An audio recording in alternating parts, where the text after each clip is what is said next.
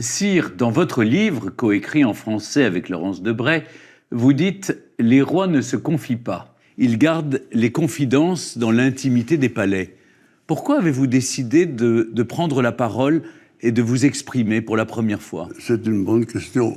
J'ai pensé pendant longtemps de ne pas le faire, parce que mon père me disait que les rois ne le font pas.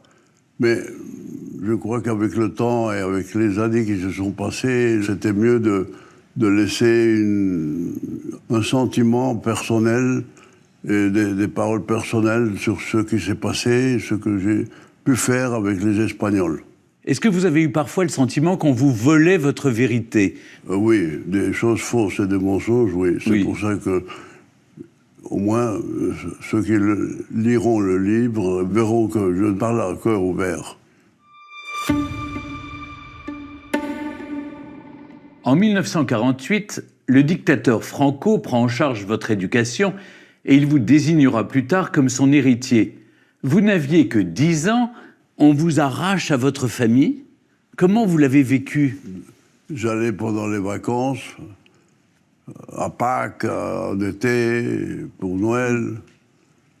Moi, je le voyais à ce moment-là normal parce que, bon, j'étudie en Espagne, c'est très bien mon pays et j'adore. Est-ce que vous vous souvenez de la première fois où vous avez rencontré Franco?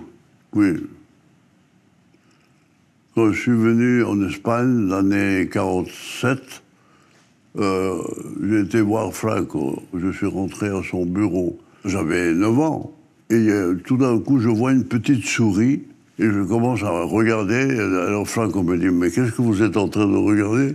Moi, j'étais un petit garçon de 9 ans avec mes petits caleçons courts et tout. Et je lui dis « Vous avez une souris dans la chambre ?» Alors, il a ri, et c'est la première fois que je l'ai vu. Mais vous n'êtes pas senti un moment l'objet de rivalité entre votre père, qui avait la légitimité historique, et Franco, qui avait pris le pouvoir? Vous étiez un enjeu entre les deux. Oui, des fois, j'ai eu l'impression d'être comme une balle de ping-pong. Mais moi, je l'ai vu normal à ce moment-là. J'étais très jeune. Oui. Jusqu'à 14 ans... Très bien, mais à partir de 17 ans, j'étais aux académies militaires, alors j'étais très, très sûr de rester en Espagne, d'étudier, de finir mes études. En 1969, Franco décide que vous êtes son héritier. C'est dur de se taire, 3 pas derrière un dictateur. Vous avez appris à vous taire. C'est difficile à parler quand il y a un autre régime. Et comme on m'avait nommé héritier pour être roi, et mon idée était la démocratie. Moi, j'avais l'impression qu'il fallait vraiment préparer le futur et rester tranquille en attendant ce moment-là. C'était pas facile, parce qu'il y avait beaucoup de gens qui demandaient et qui vous demandaient des choses. Mais je crois que à ce moment-là, il fallait être d'accord avec ce qui se passait. Et le moment où on passait en Espagne, je devais accepter les choses comme elles venaient. Ce qu'on découvre dans le livre, c'est qu'il était au courant de ce que vous alliez faire. Tout. Je savais tout, parce que les gens aussi que j'avais, ils étaient du régime, alors ils savaient ils n'avaient qu'à dire ce que je faisais à la maison. Oui, oui, vous étiez espionné partout. La reine et moi, on savait qu'il disait tout. Mais il fallait vivre normalement. Et il y a même cette anecdote, vous donnez une longue interview aux États-Unis et vous dites « Quand je serai roi, je restaurerai la démocratie ». Et après, vous allez voir Franco? Oui, bon, naturellement, ils ont publié en Espagne. Et le ministre des Affaires étrangères me laisse un message à l'aéroport en disant « Franco, allez... » l'interview sur la table. Alors je me suis dit, oh mon Dieu, qu'est-ce que je vais dire? Et je suis rentré à la maison, me laver, tout ça, et alors je suis allé le voir. Et il me dit, comment était le voyage? Moi, je dis, très bien. Écoutez, j'ai mon interview ici et je vais vous la raconter parce que c'est en anglais. Et il me dit, non, non, asseyez-vous, asseyez-vous. Et moi, je m'assois et je dis, bon, maintenant, il va vraiment se fâcher avec moi. Et il me dit, Altesse, il faut dire là-bas ce qu'on ne peut pas dire ici. Et il faut dire ici ce qu'on ne peut pas dire là-bas. Rien de plus. Moi, je lui ai dit, mon général, pourquoi est-ce que vous m'aidez pour le futur? Et il me dit, vous devrez le faire, moi je ne peux pas le faire. Je disais, bon, il comprend très bien ce que ça va être le futur. Et la preuve est que le jour avant qu'il est mort, il me prend la main, il me dit, Altesse, l'unique chose que je vous demande, c'est maintenir l'unité de l'Espagne. Ce que vous avez fait. C'est ce que j'ai tâché de faire. Le 22 novembre 1975, vous êtes proclamé roi. Votre objectif, c'est d'instaurer la démocratie dans votre pays après près de 40 ans de dictature et alors que le Parlement est encore largement franquiste. Est-ce qu'on peut revenir sur le 50e anniversaire de votre avènement? Quel souvenir vous gardez de cette transition, de la mort de Franco, de votre avènement, la prestation de serment devant les Cortes espagnols? Ce jour-là, j'étais très nerveux et très préoccupé pour que tout aille bien. On allait rentrer dans une autre étape, mais j'ai vécu ces jours-là avec beaucoup d'émotion. Vous vous souvenez de ce qui s'est passé, les Cortes, la célébration religieuse, les chefs d'État qui viennent ou qui viennent pas, et le discours? Oui, je me souviens, je me souviendrai toujours, parce que c'était une journée très fondamentale dans ma vie. Et le jour avant, par exemple, j'étais en train de préparer déjà le discours toute la nuit, moitié éveillé, parce que je disais, bon, c'est la première fois que je vais parler aux Espagnols, et surtout un Parlement qui était complètement franquiste. Alors il fallait être vaillant et dire ce que vous alliez faire. Il y avait le président de Chili, Pinochet, et Madame Marcos, qui sont venus pour le décès de Franco. Mais moi, je ne souhaitais pas du tout qu'il reste pour le jour que je suis devenu roi. Alors, on tâchait de voir comment il partait. Et à la fin, on a réussi à qu'il parte. Je me rappelle, et ça, je ne l'ai pas raconté dans le livre, mais quand j'ai dû aller à l'aéroport recevoir Pinochet, parce que Franco ne pouvait pas aller. Et dans la voiture, il me dit, Altesse, vous devez faire comme Franco. Vous devez faire exactement la même chose. Je dis oui, naturellement. Et vous avez fait juste le contraire? Bon, j'ai fait ce que les Espagnols vraiment voulaient. Pour votre avènement, vous ne vouliez que des représentants des démocraties Oui. Près de vous. Ça a été un moment de grande émotion, non, j'imagine? Beaucoup d'émotions. Et j'ai eu une chose très importante, ça a été le discours du cardinal Talancón, qui était le chef de l'église espagnole. Et il a fait un discours très important, en disant qu'il fallait ouvrir à l'avenir. Alors il m'a aidé beaucoup. Vous saviez que vous vouliez faire la démocratie en Espagne.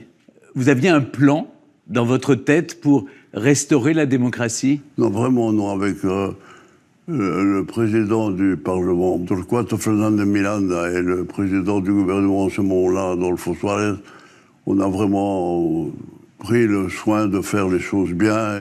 Dans le premier discours du Parlement, je lui ai dit qu'on va aller à une démocratie et tout ça. Mais comment la faire, on ne savait pas encore. Avec les différentes personnes, on a prévu un plan, et alors ils ont commencé à travailler sur ma guide, et on a réussi à faire une constitution pour tous les Espagnols. En initiant la transition démocratique, est-ce qu'à un moment, vous avez été habité par le doute? Non, j'ai pas hésité. Le Parlement était franquiste, mais peu à peu, on a changé. Vous avez changé les choses? On a accepté, tous les partis étaient là, la droite, la gauche, tous. Avec la Constitution, j'ai donné les pouvoirs au peuple, au Congrès. C'est la seule Constitution en Europe qui a mon nom, ça s'appelle la Constitution du roi Juan Carlos, mais ça a été comme ça. Mais c'est vraiment une émotion très grande. En 1978, vous avez été confirmé par le suffrage universel. puisque les Espagnols ont voté pour la constitution don Juan Carlos. Oui. Vous n'avez pas eu envie de garder plus de pouvoir? On fait une démocratie ou on ne la fait pas. Si on fait une démocratie, il faut faire tout. Vous ne vouliez pas restaurer la monarchie de votre grand-père, le roi Alphonse XIII, vous vouliez une nouvelle monarchie. Oui, parce qu'il fallait le faire selon le temps. Et on ne peut pas faire les mêmes choses qu'il y a 20 ans ou 30 ans. Il faut voir la monarchie comme ce qui donne pérennité et donne stabilité à un pays. Et surtout, c'est une garantie pour la démocratie. Les gens ne s'en rendent peut-être pas compte aujourd'hui, mais vous avez eu une ambition et un courage fou. Vous avez fait libéraliser le Parti communiste. Vous avez autorisé tous les partis qui étaient interdits sous Franco. Santiago Carrillo dit « Sire, vous m'avez sauvé ». Moi, je me rappelle que Carrillo me dit « Moi, vous devez me pardonner de vous appeler Juan Carlos le Bref, parce que je ne veux pas que vous soyez le Bref. » Il a été un vrai ami, un vrai collaborateur. Les gens n'imaginaient pas, en 1975, que vous alliez libéraliser tous les partis et réaliser l'unité de l'Espagne en faisant la réconciliation, justement, avec les républicains et tous les Espagnols. Il y a une chose importante, je crois, c'est à ce moment-là ne pas avoir peur. Il faut avancer et être vaillant. Votre père, don Juan, qui était le prétendant légitime au trône, finira par renoncer à la couronne en 1977, 2 ans après votre avènement. Vous dites dans votre livre que vous avez été envahi par la culpabilité au regard de votre père, don Juan le comte de Barcelone. Comment vous avez ressenti ça? Je l'ai toujours vu comme le prochain roi. Et quand Franco m'a nommé, j'ai hésité vraiment. J'ai dit, bon, maintenant je vais le trahir. Mais j'ai eu la fameuse phrase de Torquato qui m'a dit de la loi par la loi. Alors, il m'a tranquillisé, il m'a vraiment... Parce que vraiment, j'étais préoccupé. Il y a une chose touchante dans votre livre, vous dites, quand vous pensez à votre père et au sacrifice qu'il a fait pour vous et pour l'Espagne, vous êtes gagné par l'émotion. Oui. Oui, parce qu'il a été un conseiller fantastique et un ami après. Vraiment, je l'ai aimé beaucoup et j'ai un sentiment vraiment dans la tête qui m'a resté très proche. À ses obsèques, vous l'avez honoré comme un roi. Oui. Oui, il n'a pas été, mais je l'ai mis à l'Escorial, dans la place où les rois sont. Le 23 février 1981, une tentative de coup d'État militaire a lieu dans l'enceinte des Cortes, le Parlement, où se trouve le gouvernement, avec l'objectif de mettre fin à la démocratisation de l'Espagne et de revenir à un régime autoritaire. Dans la nuit, vous avez prononcé une allocution solennelle décisive qui allait marquer l'histoire. La corona, símbolo de la permanencia y unidad de la patria, no puede tolerar, en forma alguna, acciones o actitudes de personas que pretendan interrumpir por la fuerza el proceso democrático que la Constitución votada por el pueblo español determinó en su día a través de referéndum. Quel souvenir vous gardez de cette nuit-là? Cette nuit-là, je n'avais aucune communication avec l'extérieur. Alors j'ai fait mon discours aux Espagnols en disant « Je préserve la Constitution et je la défends et je continue ». Alors ça a donné vraiment une sensation de sûreté aux Espagnols. Et le fait que vous ayez fait cette formation militaire dans les 3 académies, terre, air, mer, vous a permis de... Ça m'a aidé beaucoup. Oui, parce que vous avez ordonné aux militaires de rentrer dans les casernes. Parce que j'avais vraiment une autorité morale sur les militaires. J'ai toujours été proche, et alors vraiment ils voyaient un chef. On se souvient que cette nuit-là, vous avez pris votre uniforme militaire et vous vous êtes adressé aux Espagnols. Et le coup d'État était terminé. Il n'y avait pas de pouvoir civil. Alors, vraiment, j'ai pu le faire militairement. Bon, grâce à Dieu, ça a été bien. On est bien sortis. À partir de 2008, vous êtes au cœur de plusieurs affaires. Un compte en Suisse, des frasques sentimentales, une affaire de corruption présumée ou encore une chasse à l'éléphant au Botswana. Vous dites que vous avez commis des erreurs. Lesquelles ? Tout le monde, tous les hommes commettent des erreurs, et tout le monde les commet. Vous avez restauré la démocratie et en même temps, aujourd'hui, quand on parle de vous, c'est ou les affaires financières ou fiscales ou les histoires de cœur. Je suis habitué à entendre de tout. Chaque personne peut penser ce qu'il veut, mais c'est tout arrangé, c'est tout fini, je suis tranquille. On vous a accusé d'avoir un cœur un peu trop sensible ou d'accepter... Oui, c'est ça. Mais qu'est-ce qui a le plus pesé dans la balance ? Ce sont les cadeaux ou les affaires de cœur ? Le plus mauvais. Oui. Moi, je crois qu'en Espagne, l'argent est plus important que... Mais tout est mauvais. Vous dites dans le livre, un roi n'est pas un saint. Vous aviez conscience qu'un roi est 24 heures sur 24 en observation et toujours un modèle à suivre. Je me rappelle d'une phrase que mon père me disait quand j'étais petit. Il me disait, Juanito, même dans la salle de bain, on te voit. Quand j'ai grandi, j'ai compris ce qu'il disait. Mais parfois, vous l'avez oublié. Oui. Mais vous avez des regrets ? Non. Et des remords ? Non, je tâche de ne pas les avoir. Si c'était à refaire, vous feriez plus attention ? Oui, naturellement. Après ces scandales, vous avez vu votre popularité s'effondrer peu à peu. Affaibli physiquement, le 18 juin 2014, vous abdiquez au profit de votre fils Felipe VI, avec qui les relations sont distantes depuis. Finalement, en 2020, vous décidez de quitter le pays. On pensait tous que vous alliez fêter vos 40 ans de règne en 2015, et vous avez surpris tout le monde en annonçant que vous abdiquiez le 18 juin 2014. Pourquoi avoir abdiqué ? Une raison, c'est l'abdication physique que j'ai faite aux politiques. Et l'autre question, c'est la mentalité qu'un roi doit avoir. Moi, je crois qu'un roi doit être physiquement fort, physiquement préparé. Je ne voyais pas en Espagne, surtout en Espagne, un roi avec une béquille, avec des problèmes que j'ai dans les hanches et tout ça. Et alors je dis à mon fils, et mon fils m'a dit non, s'il te plaît, ne le fais pas. Et je dis bon, c'est mieux que toi tu es plus préparé, tu vas prendre ça. Je crois que c'est toujours mieux avoir un roi plus jeune qu'un roi plus âgé, mais c'est une question personnelle. Vous avez d'une certaine manière renoué aussi avec l'exil de votre prime enfance en étant ici à Abu Dhabi.